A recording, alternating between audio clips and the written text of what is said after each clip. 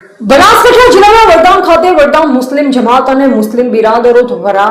હજરત ઇમામે હુસૈનની યાદમાં કોમી એકતા અને ભાઈચારા સાથે મોહરમ પર્વ નિમિત્તે યા હુસૈનના નાદ સાથે તાજિયાનું ભવ્ય જુલુસ નીકળેલ, જેમાં સર્વ ધર્મ સંભાવ સાથે શાંતિનો સંદેશ આપતા જુલુસમાં બહોળી સંખ્યામાં લોકો જોડાયા હતા, જેમાં વડગામની મદીના મસ્જિદથી શરૂ થયેલ તાજિયાનું જુલુસ મુખ્ય બજાર માર્ગ અને બસ સ્ટેન્ડ સુધી પરંપરાગત રીતે નીકળ્યું, જેમાં હજરત ઇમામ હુસૈન અને કરબલાના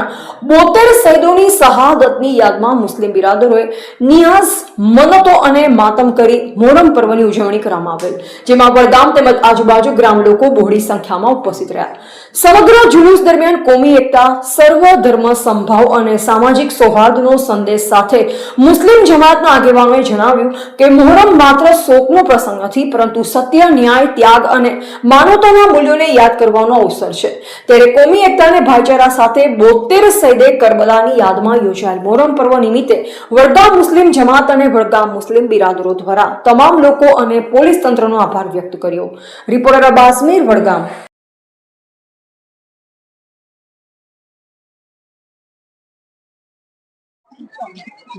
સો વર્ષથી પણ વધુ સમયથી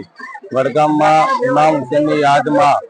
મોહરમનું જુલુસ નીકળે છે અને આ જુલુસના અંદર હિન્દુ, મુસ્લિમ લોકો સાથે મળીને ઉજવણી કરે છે અને